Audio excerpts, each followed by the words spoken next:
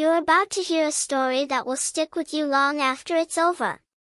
And at the end, you'll understand why every single person in that school, teacher, student, even the bullies, walked away forever changed. The day started like any other at Westbrook High. The morning bell rang, and the usual chatter filled the hallways. But in room 203, all eyes turned when the door opened. Standing there was a girl nobody had seen before, tall, graceful, with deep brown skin, her hair braided neatly, and a quiet confidence in her gaze. Her name was Amara Johnson.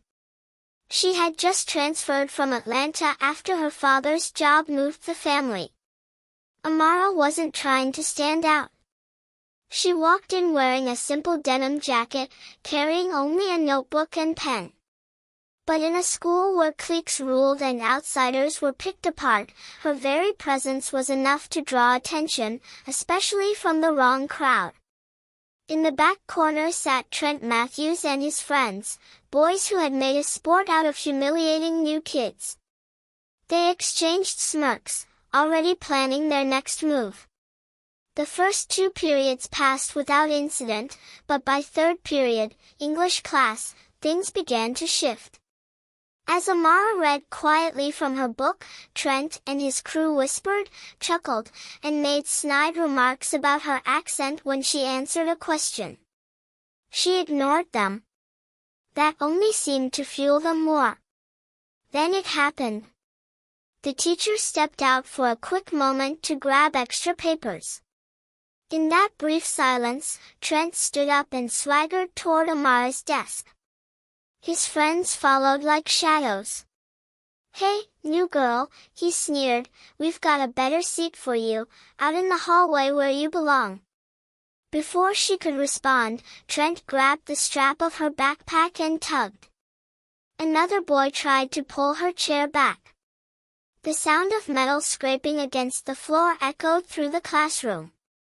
Gasps filled the air as a few students froze, unsure what to do. But Amara didn't scream. She didn't cry.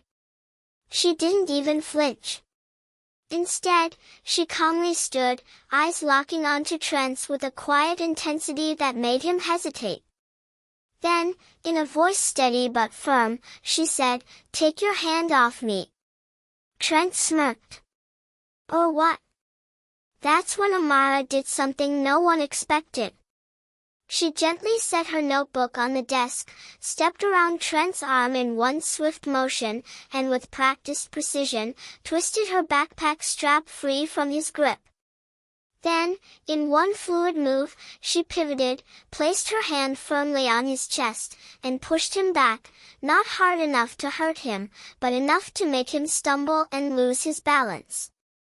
It was clear she wasn't just lucky, she knew exactly what she was doing. "Whoa, what was that?" one of the boys muttered. Amara's voice remained calm. "It's called self-defense.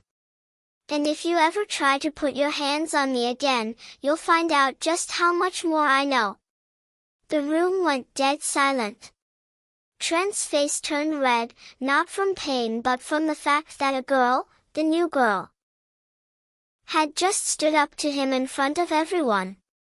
The teacher walked back in seconds later, sensing the tension but not knowing what had just unfolded. The bullies slinked back to their seats. Amara simply returned to hers, opened her notebook, and continued writing as if nothing had happened. Word spread fast. By lunchtime, whispers about the new girl who took down Trent echoed through the cafeteria. Some kids were impressed. Others were skeptical. But a few, those who had been victims of bullying themselves, felt something they hadn't in a long time, hope. Later that day, Amara sat under a tree with a small group of students who approached her with curious smiles. One of them, a shy freshman named Lila, asked, "Where'd you learn to do that?" Amara smiled softly. "My mom's a self-defense instructor." She taught me that walking away is always the first option, but knowing how to protect yourself is important too. It wasn't about showing off. It wasn't about making Trent look weak. It was about drawing a line and saying, enough. Over the next few weeks, something unexpected happened. Lila and a few others asked Amara to teach them basic self-defense moves during lunch breaks. Soon, the small group grew larger. Even kids who had never spoken to each other before started joining in. And then, one afternoon, Trent himself showed up. Everyone tensed, expecting trouble. But instead, he stood awkwardly at the edge of the circle and said, can you teach me too? The air was thick with disbelief. Amara looked at him for a long moment, then nodded. Only if you're serious. He was. Weeks turned into months. By the end of the semester, the school that had once been divided by fear and cliques had shifted, just a little, but enough to matter. The bullies didn't vanish overnight, but the balance of power changed. Kids started looking out for each other. And it all began because one girl refused to be dragged out of her seat. When graduation came years later, Trent, now a completely different person, stood on stage as class president and told the story of the day Amara Johnson shocked us all. He ended with words that made the entire auditorium rise to their feet. She didn't just stand up for herself. She taught us all how to stand up for each other. If you think high school is just about homework and hall passes, you've never seen what happened that Tuesday morning at Westbrook High. This story isn't just about standing up to bullies, it's about changing an entire school. And at the end, you'll see why even the bullies themselves thanked the girl they once tried to humiliate. It was only the third week of the semester when she walked in. The door creaked, the fluorescent lights hummed, and the chatter faded just enough for people to take notice.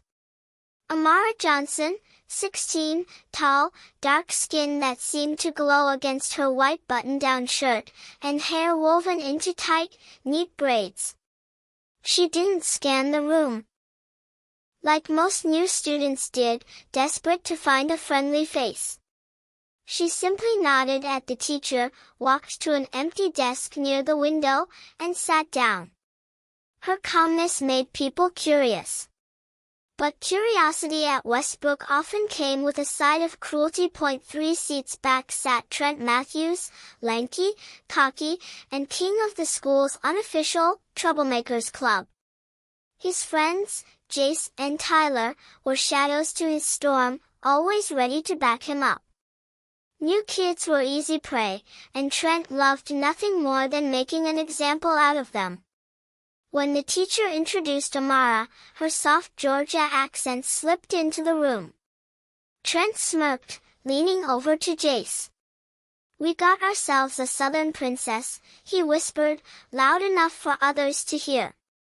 Snickers rippled across the back row. Amara didn't react. Not with her eyes, not with her hands. She kept writing in her notebook. That quiet composure? It was like a challenge to Trent, because in his world, ignoring him was the same as daring him. The first 2 periods passed without much drama, but by 3rd period, English class, Trent was bored. And boredom for Trent meant trouble for someone else. He started small, tossing a paper ball at her desk, mimicking her voice when she read aloud, tapping his pencil in a mocking rhythm. Nothing. She didn't flinch. Didn't even look up. To Trent, that was all the permission he needed. The teacher, Miss Green, stepped out to grab more worksheets. The room fell into a low hum of side conversations. Trent stood up slowly, stretching as if he had all the time in the world. Jace and Tyler followed. They walked over to Amara's desk. "Hey, New girl, Trent said, leaning down so his shadow fell over her notebook. We've got a better seat for you, outside. In fact, I'll help you get there. Before she could answer, he grabbed the strap of her backpack. Jace reached for the back of her chair, tipping it slightly. A sharp screech of metal legs on the floor made the whole room freeze. It was one of those moments where everyone wanted to do something, but nobody wanted to be next in line for Trent's attention. Except Amara. She didn't jerk away. Didn't raise her voice. She simply looked at Trent, really looked at him, her eyes steady in a way that made him falter for just a breath. Take your hand off me, she said, calm but firm. Trent smirked. Or what? That was the last thing he got to say before everything shifted. In one smooth motion, Amara twisted her body, slipping the backpack strap from his hand like water sliding off glass. She stepped sideways, pivoting just enough to break his hold, then placed her palm flat against his chest. A controlled push, not violent, but precise, made him stumble back 2 steps, eyes wide. It wasn't brute strength. It was skill. The class went silent. Even Jace took a step back. Amara bent down, picked up her pen, and sat back in her chair. I don't like repeating myself, she said quietly, turning back to her notebook. By the time Miss Green returned, the air in the room had changed. Nobody spoke of it aloud, but by lunch, the story had already mutated into legend. The new girl flipped Trent. She's some kind of ninja. No, I heard her dad's in the FBI. Amara sat alone in the cafeteria, quietly eating her sandwich. But she noticed the glances, some filled with curiosity, others with something closer to respect. It wasn't long before a timid freshman named Lila approached her table. Hi. I just wanted to say thanks, she mumbled. Amara raised an eyebrow. For what? Lila shifted her weight. Trent's been messing with me since last year. Seeing you stand up to him. I don't know. It made me feel like maybe I could, too. Something softened in Amara's expression. You can, she said simply. Within a week, Lila asked Amara to teach her some of the moves she used. Amara agreed, and they began practicing in a quiet corner of the gym after school. One by one, other students joined, kids who'd been on the receiving end of jokes, shoves, and cruel rumors. By the end of the month, their little group had tripled. They called it Confidence Club. It wasn't just about self-defense, it was about learning to carry yourself differently, to believe your own worth. And then one afternoon, Trent showed up. He stood there, hands in his pockets, avoiding eye contact. Look, he muttered, I'm not here to mess around. I think I could use this too. The room went silent. Lila shot Amara a questioning look. Amara studied him for a long moment before nodding. If you're serious, you can stay. And he did.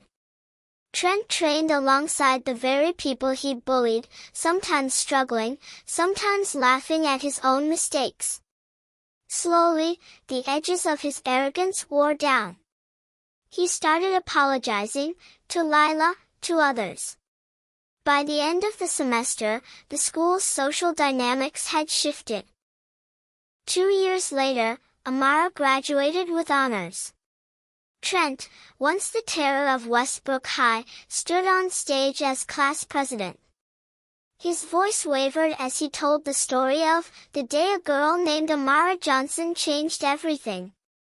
She didn't just teach us how to defend ourselves, he said, looking out at the crowd.